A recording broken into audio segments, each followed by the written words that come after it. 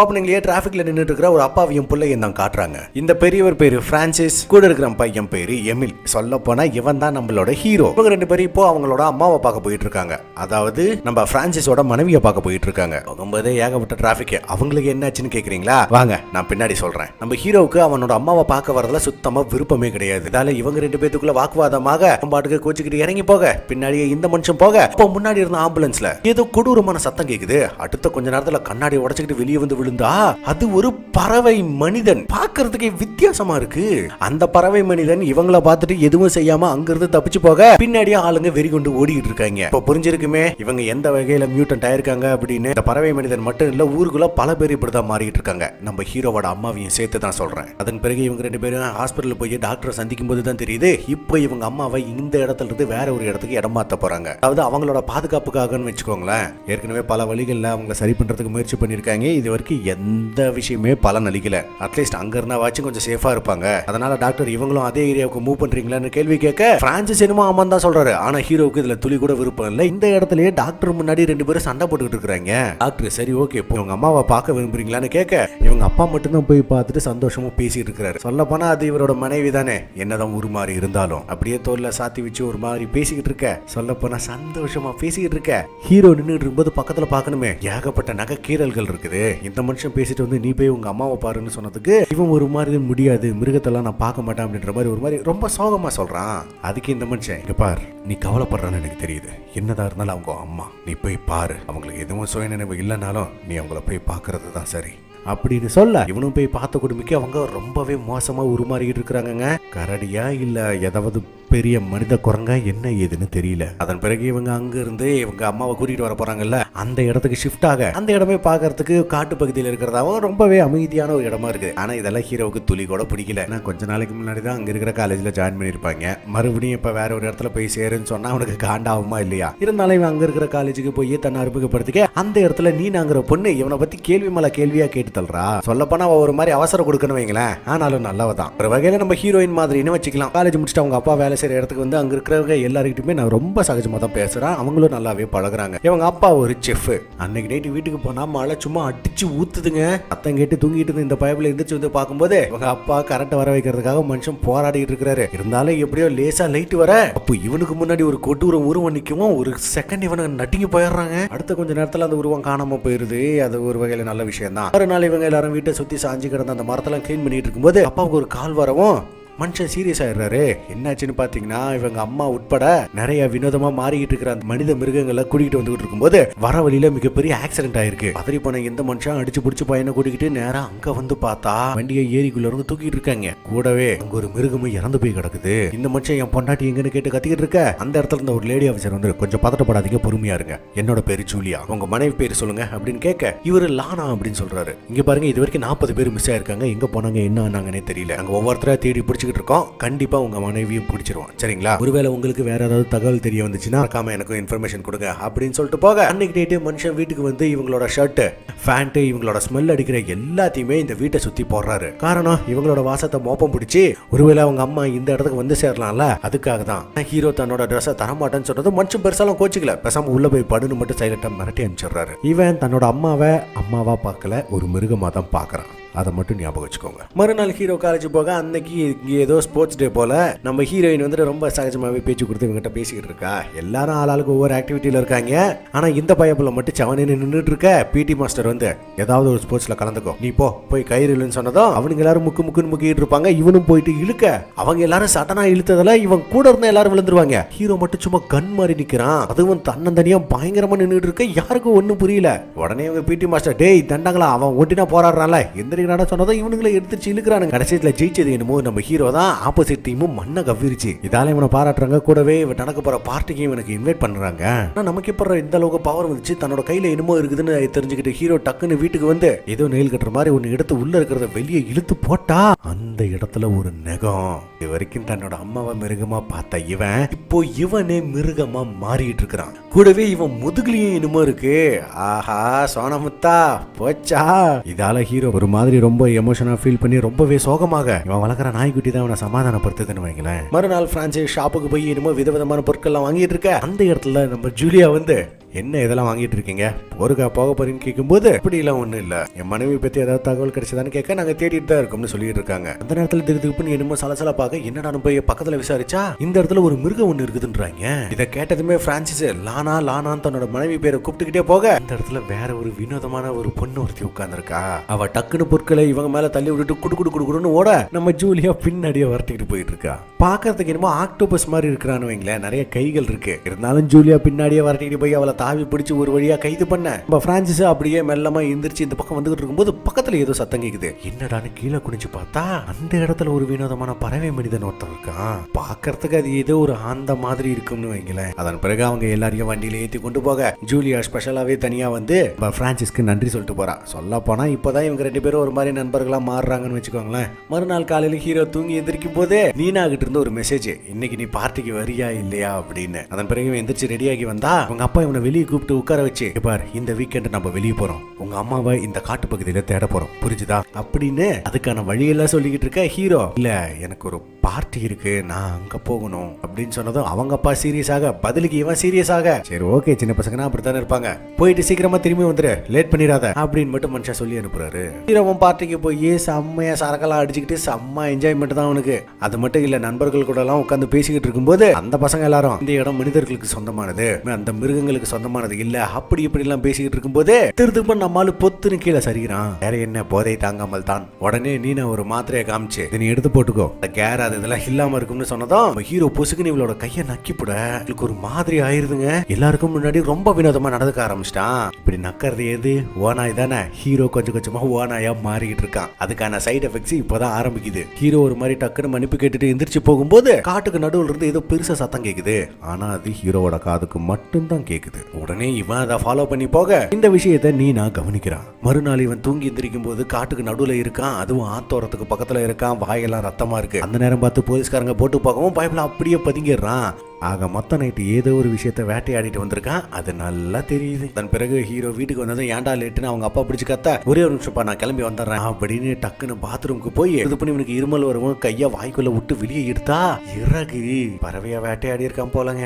அதன் பிறகு இவன் அப்பா கூட காட்டுக்குள்ள போக நம்மால இப்பதான் நேக்க ஒரு கேள்வி ஒண்ணு கேக்குறான். அப்பா, அம்மா முதல் முறையா மாறும்போது உங்களுக்கு அந்த உணர்வு எப்படி இருந்துச்சுன்னு கேட்க, என்ன உணர்வு, என்ன மாற்றம், உங்களோட உருவம் தானே மாறி இருக்கு, இப்பவும் என்னோட மனைவி தான், உனக்கு அம்மா தான், வாயை மூடிட்டு பேசாம வந்து தேடுற வழியை பாரு அப்படின்னு மனுஷன் ரொம்ப கெத்தா பேசுறாருங்க. இவங்க தேடி தேடி நைட்டும் ஆகி போகுது. இவங்க கார்ல போயிட்டு இந்த மனுஷன் கத்துல தொண்டை வாக்கி மனுஷன் இரும்புறாருங்க. இதெல்லாம் பார்த்த ஹீரோவுக்கு இப்பதான் தன்னோட அப்பாவை புதுசா பாக்குற மாதிரி தெரியுது. ஏன்னா தன்னோட அம்மா மிருகமா மாறினாலும் அவங்கள விட்டுறக்கூடாதுன்னு நினைக்கிற ஒரு நல்ல உள்ளம் இருக்குது பாத்தீங்களா, அந்த ஒரு விஷயம் இவனுக்கு பிடிச்சு போகுது. சோ தொடர்ச்சியா தன்னோட அப்பாவுக்கு உதவி செய்யணும்னு முடிவு பண்ணி இவனும் தன்னோட அம்மாவை கேட்டு கத்திக்கிட்டு இருக்கான். இது அப்பாவுக்கு இப்ப புதுசா தெரியுது, என்னடா அம்மாவான மிருகத்தை வெறுத்தவன் இப்ப அம்மா அம்மான்னு கத்துறானே அப்படின்னு. நைட்டு கார்லயே படுத்து தூங்கிடுறாங்கன்னு வைங்களேன். மறுநாள் காலையில இவனுக்கு நேரமா முழிப்பு வர கையில பாக்கணுமே, கொஞ்சம் கொஞ்சமா இவனோட கைகள் மாறிட்டு இருக்கு. அந்த நேரம் பார்த்து இவனோட நாய்க்குட்டி என்னமோ காட்டுக்குள்ள போக அந்த இடத்துல ஒரு துணி ஒண்ணு இருக்குது. அது மட்டும் இல்லாம பக்கத்துல குட்டி பொண்ணு, ரொம்ப ரொம்ப குட்டி பொண்ணு, அவ்வளவு மிருகமா மாறி மரத்து மேல ஏறிட்டு இருக்கா. அது மட்டும் இல்லைங்க, ஃபர்ஸ்ட் சீன்ல ஊருக்குள்ள ஒரு பறவை மனிதனை பார்த்தோம்ல, அவன் திடீர்னு வந்து நம்ம ஹீரோ அட்டாக் பண்ண 2 பேரும் மாறி மாறி அடிச்சுக்கிட்டு சண்டை போட்டுட்டு இருக்காங்க. அதுவும் இவனோட வயிற்றுக்குள்ள விட்டு கிண்ட இவன் வலி தாங்க முடியாம கத்த அப்பா பின்னாடியே ஓடி வந்துட்டு இருக்கிறாரு. ஆனா அந்த பறவை மனிதனுக்கு இவனும் மிருகமா மாறிட்டு இருக்கிறான் அப்படிங்கிற விஷயம் தெரிஞ்சதும் அப்படியே விட்டுறாங்க.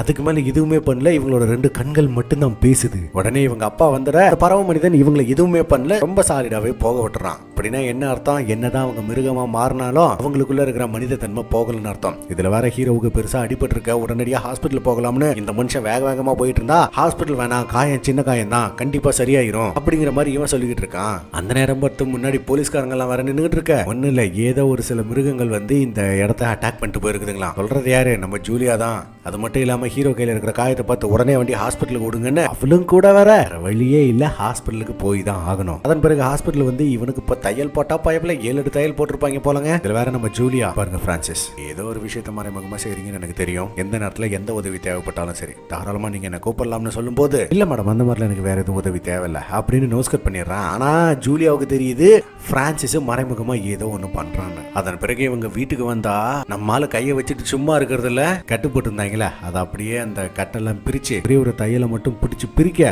ரத்தம் சும்மா அப்படியே ஊத்துதுங்க. பொதுவா மிருகங்கள் தன்னோட காயத்தை எப்படி சரிப்படுத்துக்குன்னு நினைக்கிறீங்க, என்னோட நாக்கால தடவி தானே, அதே விஷயத்தை இப்போ ஹீரோ பண்றான். இது பார்க்கறதுக்கு கொஞ்சம் கொடூரமா இருந்தாலும் ரியலிஸ்டிக்கா எடுத்திருக்காங்கல்ல, அந்த விஷயம் உண்மையிலேயே நல்லா இருந்துச்சு. இதெல்லாம் கூட தேவலாம், நக்குனது நக்கிவிட்டு இந்த கறி ரொம்ப மட்டமா இருக்குதுன்னு சொல்லுவான் பாருங்க. மனித இனத்தையும் பயவுல அசிங்கப்படுத்திட்டாங்க. அதன் பிறகு இவன் காலேஜுக்கு வந்து ஏதோ லேப்ல வந்து உட்கார்ந்துருக்கும் போது அங்கிருந்த எலிக்குட்டிங்கெல்லாம் திறந்து கத்திக்கிட்டே இருக்கும். இவனால நிலையா இருக்க முடியல. நீனா ஏதாவது பேசினா கூட சும்மா மேலோட்டத்துக்கு அது இதுன்னு சொல்றானே தவிர பக்காவா எதையுமே கிளாஸை கவனிக்கவே மாட்டேங்கிறான். காரணம், ஓநாய்களுக்கு ரொம்ப துல்லியமா கேட்கக்கூடிய தன்மைகள் இருக்கும்ல, அந்த தன்மை இப்ப ஹீரோக்குள்ள வந்திருக்கு. அது மட்டும் இல்ல, நம்ம நீனாவோட கழுத்துல வாய்க்குள்ள இருந்து ஒரு இறகு ஒன்று எடுத்தான் பாத்தீங்களா, அதே மாதிரி ஒரு சிறகு அதுக்குள்ள இருக்கு.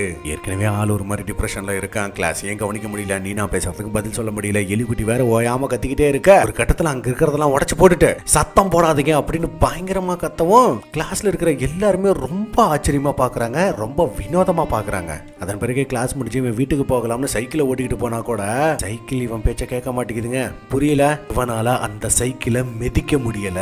இவனோட உடம்புல உருமாற்றம் அதிக அளவுல நடக்க ஆரம்பிச்சிருக்கு. நீனா, ஏண்டா இப்படியே சுத்திக்கிட்டு இருந்தா எப்படி, கொஞ்சமாச்சும் பெடல் போட்டு மிதிச்சீங்கன்னா நல்லா இருக்கும் அப்படின்னு சொல்லும் போதே இவ பொத்துன்னு கீழே விழுக. என்ன சொல்றதுனே தெரியல. ஆனா ஹீரோ எந்திரிச்சு, தயவு செஞ்சு என்ன மன்னிச்சிரு, இன்னைக்கு உன் கையை நக்குனதுக்கும் சொல்லாம கொல்லாமங்கிறது ஓடி போனதுக்கும் சொன்னதும் இவகிட்ட இருந்து பெரிய அளவுல எந்த ரியாக்ஷனும் இல்ல. சரி வரியா, வீட்டுக்கு போகலாம்னு கூப்பிட அங்க போய் இவளுக்கு பிடிச்ச வாத்தியம்லாம் வாசிச்சு காமிக்க இவன் ரொம்பவே பாராட்டுறான். மட்டும் இல்லாம இவங்களுக்குள்ள ஏற்கனவே ஒரு நல்ல நட்பு இருக்கு. இது அப்படியே கொஞ்சம் கொஞ்சமா டெவலப் ஆகி காதெல்லாம் மாறிக்கிட்டு இருக்குது. இவன் போய் ஃப்ரிட்ஜை திறக்கும் போது அந்த இடத்துல ஒரு பறவை ஒன்று இருக்கு. இவன் வாய்க்குள்ள இருந்தது நம்ம நீனாவோட கழுத்துல ஒரு இறகு தூங்கிட்டு இருந்துச்சுல, அது இந்த பறவை தாங்க.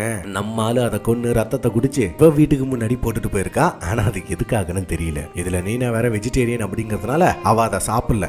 ஆனா அதை எதுக்கு அப்படம் கட்டி உள்ள ஃப்ரிட்ஜுக்குள்ள வச்சிருக்கான்னு தெரியல. இவ அதை சொல்லிக்கிட்டு இருக்கும் போதே ஹீரோ மேல நல்ல வாசனை அடிக்குதுன்னு சொன்னதும், ஏன் மேலையா, சும்மா பொய் சொல்லாதப்பா, இல்ல நிஜமா தான் சொல்றேன், உண்மையிலுமே உன் மேல நல்ல வாசனை அடிக்குது. நீ உருட்டினது போதுன்னு நினைக்கிறேன். ஏன்னா நான் இன்னும் குளிக்க கூட இல்லை, அது என்னோட வேர்வை ஸ்மெல்லா இருக்கும்னு இவ சொல்ல, ஒருவேளை அதனாலதான் என்னமோ ரொம்ப நல்லா இருக்குன்னு இவ சொன்னதும் ஹீரோயினுக்கு பத்திக்க ஆரம்பிக்குது.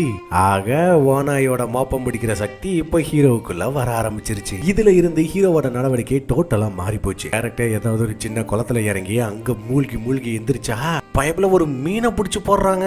ஆனா இந்த அளவுக்கு நல்லா வேட்டையாடும். அது சரி, இவன் அதை வேற பச்சையா கடிச்சு திங்க. அதை ஒரு அம்மா பார்க்க அந்த அம்மாவுக்கு டாட்டா சொல்லிட்டு இந்த பயப்புல போறதெல்லாம் என்னத்த சொல்றதுன்னு தெரியல. இது எதுவுமே இன்னும் இவனோட அப்பாவுக்கு தெரிய வரல. அடுத்த சீனே நம்மால அந்த பறவை மனிதனை பார்க்க வரும்போது அவன் பறக்க ட்ரை பண்றன்னு கீழே விழுந்து பங்கமா அடி வாங்கிட்டு இருக்காங்க. அதுவும் அவன் எந்திரிச்சு ஹீரோவை பார்க்க ஹீரோ டக்குன்னு பேக்ல இருந்து ஒரு மீனை தூக்கி போடவும் அதை பிடிச்சி அதை அப்படியே குறிச்சு திங்கிறான்.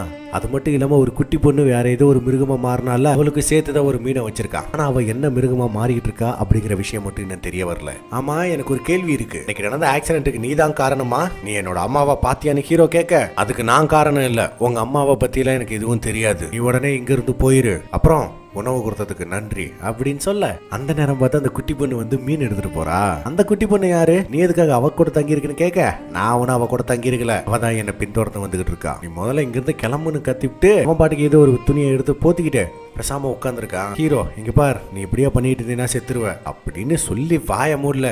இப்போ நான் ஒரு பறவையா மாறிட்டு இருக்கேன், தான் நான் செத்துருவேன், பேசாம இங்க இருந்து போயிருன்னு கத்த, இல்ல எனக்கு ஒரு பாதுகாப்பான இடம் தெரியும், வா நான் கூட்டிட்டு போறேன்னு பக்கத்துல இருக்கிற குளத்துக்கிட்ட வந்திருக்கான். ஆனா இந்த இடத்த சுத்திலும் பாத்தீங்கன்னா ஏகப்பட்ட குச்சிகள் இருக்கு. அது எல்லாத்தையும் கிளியர் பண்ணாதானே இவனால ஒழுங்கா பறக்க முடியும். ஆக்சுவலி ஒரு வேளை இன்கேஸ் பறக்க ட்ரை பண்றான், கீழே விழுந்தாலும் தண்ணியில விழுகும் போது இவனுக்கு பெரிய அளவுல எந்த வித சேதாரமும் வராது இல்ல. அது மட்டும் இல்ல, அந்த பறவை மனதை நல்லா பாருங்களேன், 2 கையும் இல்ல, அவனுக்கு முழுசா ரக்கையா மாறிக்கிட்டு இருக்கு. இவனுக்கு உதவி செய்யும் நோக்கோடு நம்ம ஹீரோ களத்துல இறங்கி அங்க இருக்கிற எல்லா கட்டைகளையும் புட்டு போட்டுட்டு இருக்கான். போய் இவன் முதுக பாக்கணுமே, முடி கொஞ்சம் கொஞ்சமா வளர ஆரம்பிக்குது. முந்தி 2 எலும்பு மட்டும் வெளியே தெரிஞ்சது இல்ல, இப்போ நிறைய எலும்புகள் வெளியே தெரிய ஆரம்பிக்குது. இவன் ஒரு வழியா எல்லாத்தையும் கிளீன் பண்ணி முடிச்சிட்டு இவனே மேல இருந்து தொப்புனு கீழே குதிச்சு டெமோ காமிக்க, இதையும் அந்த குட்டி பாப்பா பாத்துக்கிட்டு இருக்கா. ஒருவேளை பள்ளியா இருப்பாலோ என்ன இதுன்னு தெரியல. இது எல்லாத்தையும் ஹீரோ பண்ணதுக்கு அப்புறம் தான் அந்த பறவை மனிதனுக்கு ஹீரோ மேல நம்பிக்கை வந்திருக்கும் போல என்னோட பேரு ஃபிக்ஸ்னு சொல்றான். ஹீரோவும் சிரிச்சுட்டு அங்க இருந்து கிளம்பி வரும்போது வழக்கம் போல இவனால சைக்கிள் ஓட்டவே முடியல. துப்பான இவன் சைக்கிளை தூக்கி போட்டுட்டு போயிட்டே இருக்கிறான்னு வைங்களேன், என்ன ஒரு ஆனந்தம். அப்படியே இந்த பக்கம் நம்ம பிரான்சிஸ் வழக்கம் போல வேலை செஞ்சுக்கிட்டு இருக்கும்போது பின்னாடி இருக்கிற ஃப்ரிட்ஜில் பொருட்கள் கலைஞ்சு கிடக்குது, அதை போய் எடுத்து வைங்கன்னு சொன்னதும் நம்ம மனுஷனும் கிட்ட வந்து எல்லாத்தையும் எடுத்து வச்சுட்டு இந்த பக்கம் திரும்பி பார்க்கும்போது துணியெல்லாம் ஆடுது. ஏதோ இந்த இடத்துக்கு வந்த மாதிரி இருக்கவும் மனுஷன் அப்படியே லேசா முன்னாடி போக பின்னாடி ஏதோ ஒரு பெரிய உருவம் தெரிய, திரும்பி பார்த்தா ஏதோ ஒரு கொடூரமான உருவம் ஒன்று இருக்குதுங்க. அந்த மிருகம் அவர் அப்படியே பிடிச்சி தள்ளிட்டு போய் கீழே தள்ளி பயங்கரமா வேன்னு கத்த, இது பாக்கிறதுக்கு ஒரு வகையில நீர் நாய் மாதிரி இருக்குதுன்னு வைங்களேன். மட்டும் இல்லாம இந்த இடத்துல வேற ஒரு மிருகம் தப்பிச்சு போக இந்த மனுஷன் மனுஷன் என்ன ஏதுன்னு தெரியாம தான் பொண்டாட்டி பேரை சொல்லி தாங்க கூப்பிடுறாரு. அந்த நேரம் பார்த்து இவரு கூட வேலை செய்யற ஒரு அம்மா வந்து அதோட வாயில ஒரு மம்டியை கொடுத்து, போ பின்னாடி போ, அமைதியா இரு, நான் சொல்றத கேளு, இந்த இடத்துல மனுஷங்க நிம்மதியா வாழணும், கொஞ்சம் பொறுமையாயிரு, உனக்கு ஒண்ணு இல்லைன்னு இந்த அம்மா சொன்னதுமே அந்த நீர்நாய் ரொம்பவே காமாகுது.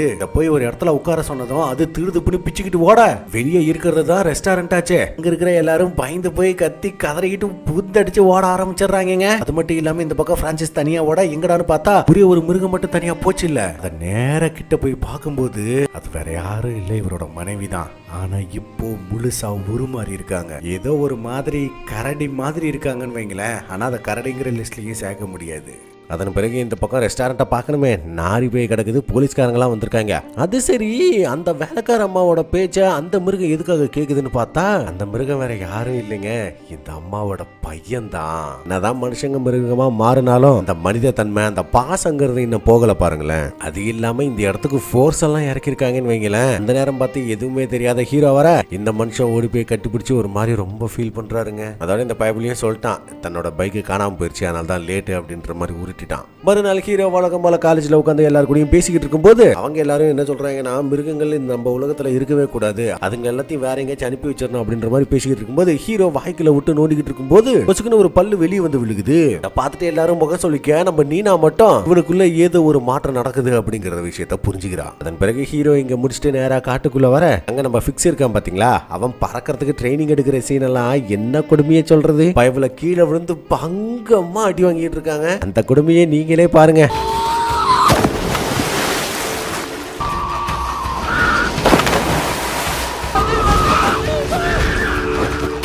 கட்டத்துல இந்த பயவுல கலச்சி போயிடறான்னு வைங்களேன். ஹீரோ தான் தூக்கிட்டு வந்து தலைகையெல்லாம் தூட்டி விட்டு இவன் முகத்துல என்னமோ மாட்டிருக்காங்கல்ல, அதை வெளியே எடுத்தா இவன் மூக்குல ஆபரேஷன் பண்ணி வச்சிருக்காங்க. ஒண்ணு இல்ல, இவன் கொஞ்சம் கொஞ்சமா உருமாற்றம் ஆரம்பிச்சது இல்ல. நம்ம ஹீரோவுக்கு கையை முதுகு அப்படின்னு ஆரம்பிச்சிருக்கு, ஆனா இவனுக்கு முகத்துல இருந்து தான் ஆரம்பிச்சிருக்கு. இதை பார்த்த டாக்டர்ஸ் என்ன பண்ணிருக்காங்கன்னா, ஒருவேளை அந்த எலும்பெல்லாம் வெட்டி எடுத்துட்டா எல்லாம் சரியா போயிடும் அப்படிங்கிறதுக்காக மூக்கை வெட்டி எடுத்து பார்க்கறதுக்கு ரொம்ப கொடூரமா இருக்கு. இருந்தாலுமே இந்த பயபுலிக்கு ஒரு ஹாப்பி. அது என்ன தெரியுமா, கிட்டத்தட்ட நான் பறக்க போறேன், என்னால பறக்க முடியுங்கிற ஒரு நம்பிக்கை. என்னதான் நமக்கு 1000 பிரச்சனைகள் வந்தாலும் அதை சுலபமா சரி செய்யக்கூடிய வழியை தேடணும்ல, அதுக்கு நாம மனசு மாத்தினாதானே முடியும். அதை தான் இந்த பயபுலியை செய்யறான். அன்னைக்கு நைட்டு நம்ம பிரான்சிஸ பார்க்கணுமே, அந்த மனுஷனும் நம்ம ஜூலியாவும் சேர்ந்து காட்டு பகுதிக்குள்ள வந்து இவன் மனைவியை தேடிக்கிட்டு இருக்காங்க.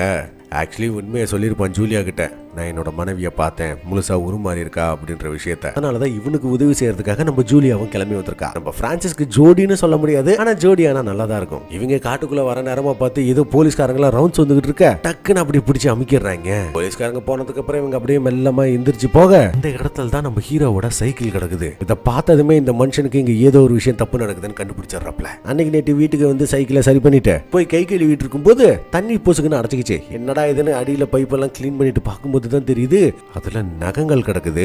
ஏற்கனவே இந்த மனுஷன் லேசா சந்தேகப்பட்டாரு, இப்போ உறுதியே படுத்திட்டாருங்க. அன்னைக்கு நைட்டு ஹீரோ வீட்டுக்கு வந்ததும் அதுவும் வெளியே உட்கார வச்சு நகத்தை காட்டி இது என்ன இதுன்னு கேட்க, எனக்கு எதுவும் தெரியாது, இது ஒண்ணு என்னது இல்ல அப்படின்னு வீட்டுக்குள்ள போகலாம்னு பார்த்தா வீட்டை மனுஷன் பூட்டி வச்சிருக்காரு. சரி, இது உன்னோடது இல்லையா, இங்க பாரு, உன்னோட சைக்கிள் காட்டுக்குள்ள கிடந்துச்சு, இதை வச்சுக்கோ. ஒரு விஷயம் பண்ணுவோமா, இந்த சைக்கிளை ஓட்டி காட்டி உனக்குள்ள எந்த மாற்றமும் நடக்கல அப்படிங்கிற விஷயத்தை எனக்கு ப்ரூவ் பண்ணு. அதன் பிறகு நீ பாட்டுக்கு நிம்மதியா போய் படுத்து தூங்கலாம். ஓட்டு சைக்கிள் ஓட்டுன்னு சொன்னா இவன் தயங்கிட்டு இருக்கான். ஒரு கட்டத்துல இவன் பாட்டுக்கு பூந்தடிச்சு ஓட, மனுஷன் பின்னாடியே வெறிகுண்டு வரட்டிக்கிட்டு வந்து அப்படியே பிடிச்சு அமைக்கிறாருங்க. ஒரு பிடிச்ச உடனே ஹீரோ பயங்கரமா அழுக ஆரம்பிக்க, ஒண்ணு இல்லடா, ஒண்ணு இல்ல, அப்பா இங்க தான்டா இருக்கேன், உனக்கு ஒண்ணு இல்ல, அப்பா இங்க தான் இருக்கேன் அப்படின்னு மனுஷன் ஆறுதல் சொல்றதெல்லாம் அப்பான்ற வார்த்தைக்கு இதை விட வேற என்னங்க ஒரு பெஸ்ட் எக்ஸாம்பிள் வேணும். ஹீரோ மிருகமா மாறி இருக்கிறத நினைச்சு வழியில அழுகுறான். ஒண்ணு இல்ல, உனக்கு துணையா நான் இருக்கேன்னு அப்பா ஆறுதல் சொல்லிட்டு இருக்காரு. மறுநாள் காலையில மனுஷன் ஹீரோவுக்கு சமைச்செல்லாம் போட்டு, சரி இப்போ உனக்குள்ள நடக்கிற அந்த மியூட்டேஷன் எவ்வளவு தூரத்துக்கு போயிருக்குன்னு கேட்டா எனக்கு தெரியலன்னு சொல்றான். டேய், தெரியலன்னு சொன்னா இதுல என்னடா இருக்கு, உனக்குள்ள என்னென்ன மாற்றங்கள் நடந்திருக்கு, உன்கிட்ட ஏதாவது வித்தியாசமா இருக்குதான்னு கேட்டா இந்த சுவாசத்தன்மை, பலம், இந்த நக்குனது, இந்த மாதிரி விஷயங்கள் எல்லாத்தையும் சொல்றான். இதை கேட்ட மனுஷன், ஓகே, இது இங்க பார், இதுக்கு மேல உன் மேல யாருக்கும் துளியளவு கூட சந்தேகம் வரக்கூடாது, நீ மாறிட்டு இருக்க அப்படிங்கிற ஒரு விஷயமே தெரியக்கூடாது, புரிஞ்சுதா? எனக்கு என்னமோ நீ ஓனாயா மாறுவான்னு தான் நினைக்கிறேன், ஆனா அதுக்குள்ள இதுக்கு ஏதாவது ஒரு வழியை கண்டுபிடிக்கலாம், புரிஞ்சுதா? முக்கியமா அப்படின்னு சொல்லும் சொல்லும் போதே ஹீரோ தட்டுல இருக்கிறத கையில எடுத்து சாப்பிடாம நக்கிதீங்க. இதத்தான் நான் சொன்னேன், இதத்தான் செய்யாதன்னு சொல்றேன். இதுக்கு மேல ஒவ்வொரு ஸ்டெப்பும் நான் சொல்றபடி மட்டும்தான் நீ செய்யணும், புரிஞ்சுதா? இதுக்கு மேல நீ கையில தான் சாப்பிடணும், வாயில சாப்பிடக்கூடாது. எங்க வாயை தர, உன்னோட பல்லு எல்லாம் ரொம்ப கூர்மையா இருக்கு, அது மட்டும் இல்லாம காது வேற ரொம்ப ஷார்ப்பா கேக்குதுன்னு சொன்னல, இந்தா இத காதுல வச்சு அடைச்சுக்கோ. சவுண்டு உனக்கு மினிமம் லெவல்ல கேட்டா போதும், அதிக லெவல்ல நீ கேட்கணும்னு அவசியம் இல்ல. அதே மாதிரி உனக்கு நிறைய கைகள்லயும் முடி வளர ஆரம்பிச்சிருக்கு, முதுகுலயும் முடி வளர ஆரம்பிச்சிருக்கு, புரிஞ்சுதா? இதுக்கு மேல இந்த ஷேவிங் கிரீமை வச்சு அடிக்கடி ஷேவ் பண்ணிட்டே இரு, தினமும் ஷேவ் பண்ணு, முகத்தையும் ஷேவ் பண்ணு. நீ மாறுற அப்படிங்கிற விஷயம் துளியளவும் யாருக்கும் தெரியக்கூடாது. அதே மாதிரி பெரும்பாலும் வீட்டை விட்டு வெளியே போகாத. எனக்கு இப்போ கொஞ்சம் வெளியே போற வேலை இருக்குதுன்னு சொல்லும் போதே வெளியே டொக் டொக்னு சத்தம் கேக்குது. யாரான்னு போய் பார்த்தா ஜூலியா தான். இவங்க 2 பேரும் சேர்ந்து இந்த வீக்கெண்டு இவனோட மனைவியை தேடி போறாங்க, லானாவை தேடி. அவ்வளோ ஏன், இந்த மனுஷன் போறதுக்கு முன்னாடி வீட்டுல இருக்கிற நாய்க்குட்டியை பார்த்து உன ஒழுங்கா பாத்துக்கோ அப்படின்ட்டு வேணும்னே அவரை கலாச்சிட்டு போறாருன்னா பாத்துக்கோங்களேன். அன்னைக்கு நேற்று ஹீரோவும் முதுகெல்லாம் கிரீம் பூசிக்கிட்டு அந்த முடியெல்லாம் எடுத்துக்கிட்டு இருக்கும் போது நீ நான் கால் பண்றா. இவங்க 2 பேரும் ரொம்ப சகஜமா பேசிக்கிட்டு இருக்க. இந்த நடுராத்திரியில கத்துறதுன்னா நீனாவுக்கு ரொம்ப பிடிக்கும் போல. அந்த விஷயத்த சொல்லி எங்க நீ ஒரு முறை கத்து கேட்டு பாப்போம்னு சொன்னதுக்கு இவன் கத்துனா பாய்ப்புல ஓனாய் மாதிரியே ஓலையிடுறாங்க. அதே மாதிரி பதிலுக்கு அவ கத்துனா அதை இங்க இருந்தே இவன் கேட்பான் பாருங்க. என்னத்த சொல்றதுன்னு தெரியல. எனக்குமா 50% ப்ராசஸ் முடிஞ்சு போச்சுன்னு நினைக்கிறேன். மறுநாள் காலையில ஹீரோ நேரா ஃபிக்ஸ பார்க்க வந்தா அவனா எதுவுமே பேசாம உட்கார்ந்துருக்கான். பேச ட்ரை பண்ணா கூட இவனால பேச முடியல. அந்த பறவை கத்துறதுக்கான குரல் மட்டும்தாங்க வருது.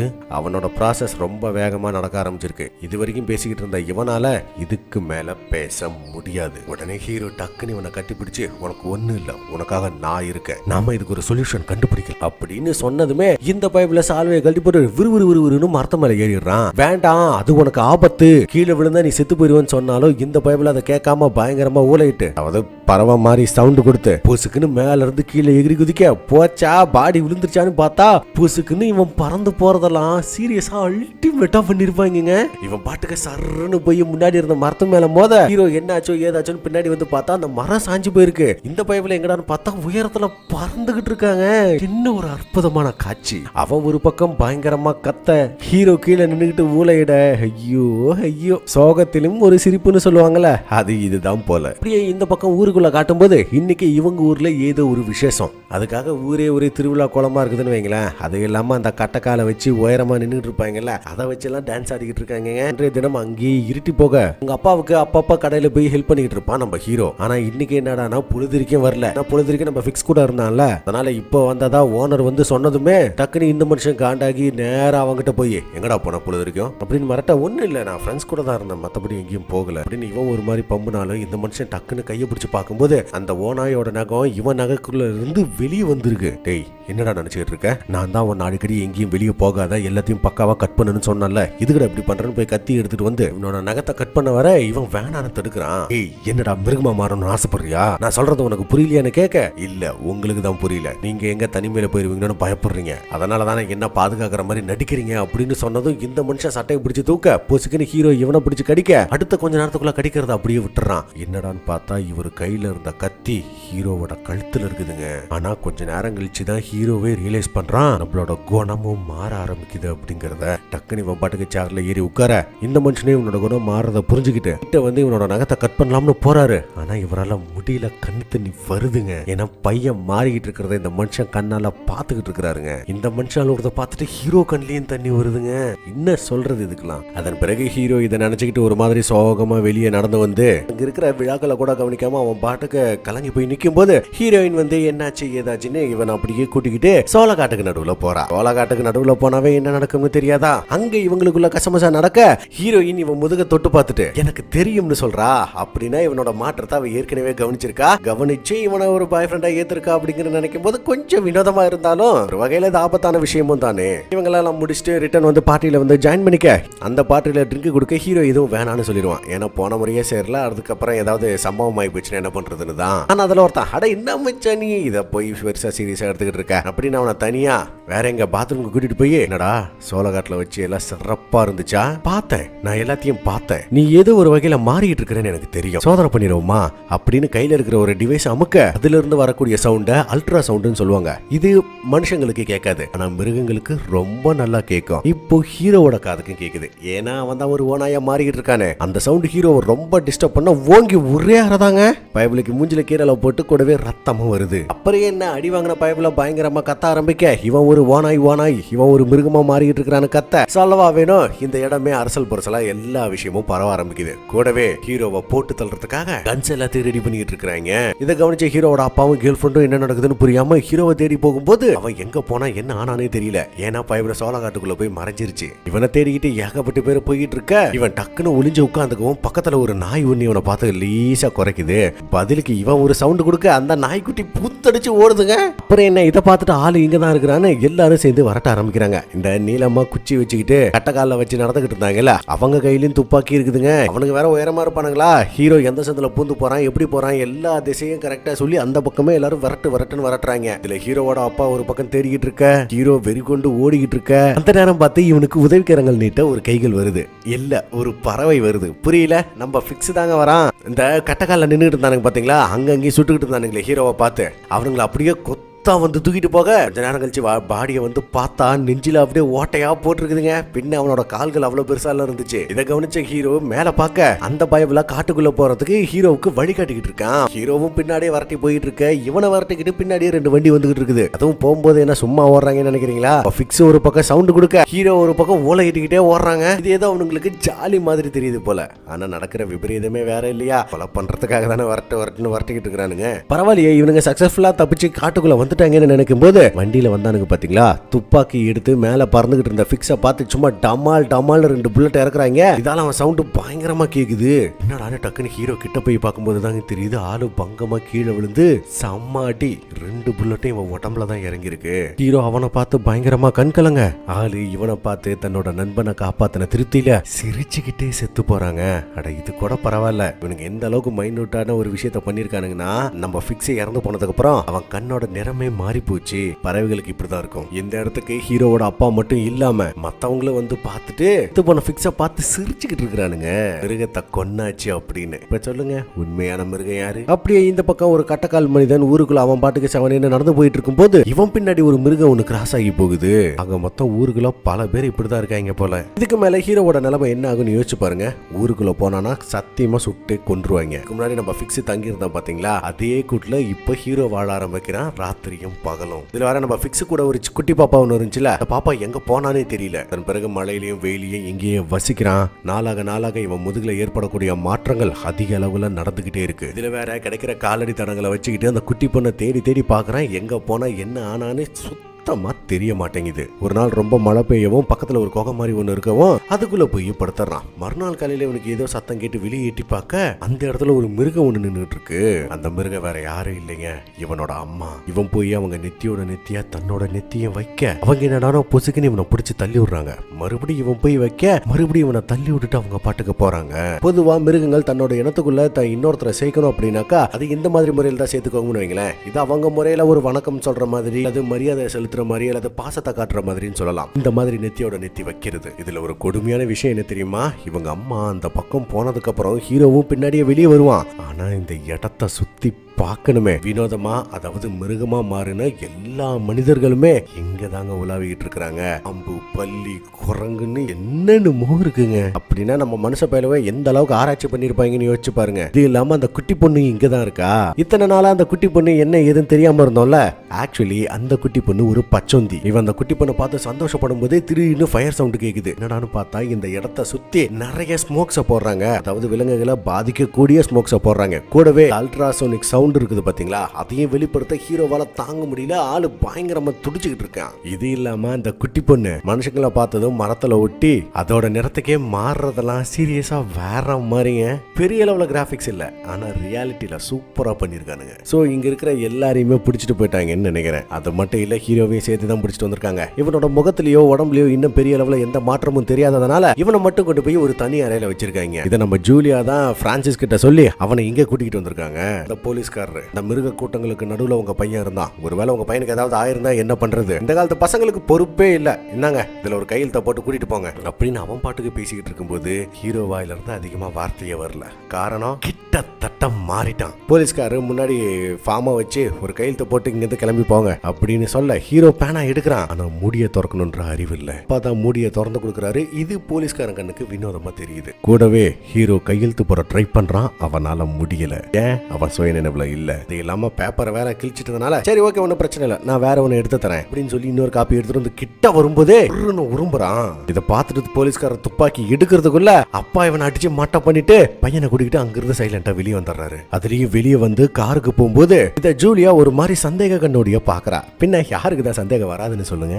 அதுவும் கார்ல போகும்போது ஹீரோ, நான் அம்மாவை பார்த்தேன், அங்க சந்திச்சோம் அப்படின்னு சொல்லிட்டு லேசா சிரிச்சு இவங்க சின்ன வயசுல என்னெல்லாம் பண்ணாங்க, இவங்க சந்தோஷமா எங்கெங்கெல்லாம் போனாங்க, அது எல்லாத்தையும் ஹீரோ பேசிக்கிட்டே வரான். ஏன்னா அவனுக்கு தெரிஞ்சு போச்சு இதுக்கு மேல நம்மளால பேசவும் முடியாது, தன்னோட அப்பா கூட இருக்கவும் முடியாது, மனுஷன் நம்மள எங்கேயோ கூட்டிட்டு போறாரு அப்படிங்கிற விஷயம். அந்த நேரம் பார்த்து போலீஸ்காரங்க பின்னாடியே வந்துகிட்டு இருக்க மனுஷன் புசுங்கின காட்டுக்குள்ள வண்டியை திருப்பி அசுர வேகத்துல போயிட்டு இருக்கிறாருங்க. அதுவும் இவர் போற வேகத்தை பார்த்து ஹீரோ சிரிக்கிறதெல்லாம் என்ன சொல்றதுன்னே தெரியல. சரி கூட்டிட்டு போய் என்னடா பண்ண போறாருன்னு பார்த்தா காட்டுக்கு நடுவுல நிறுத்தி கதவை திறந்து விட்டு, போ இங்கிருந்து போ, நீ போய் நிம்மதியா சந்தோஷமா வாழு போன்னு சொல்ல அப்பாவோட கண்ணுல ஒரு பக்கம் பயங்கரமான சோகம், இன்னொரு பக்கம் தான் புள்ள எங்க இருந்தாலும் சந்தோஷமா இருந்தா போதும் அப்படின்ற ஒரு எண்ணமும் இருக்கு. ஹீரோ இறங்கி ஓடும்போது அதுவும் கத்திக்கிட்டே ஓட பின்னாடியே ஜூலியா எல்லாம் வந்துடுறாங்க. யாருகிட்ட? நம்ம பிரான்சிஸ் கிட்ட. இந்த பக்கம் ஹீரோ கத்திக்கிட்டே சந்தோஷமா போறான். இதோட படமும் முடியுது. ஒருத்தர் கொஞ்சம் வினோதமான உருவத்துல இருந்தா போதும், அவங்கள போட்டு கிண்டல் பண்றது, டார்ச்சர் பண்றது அப்படின்னு அவங்கள போட்டு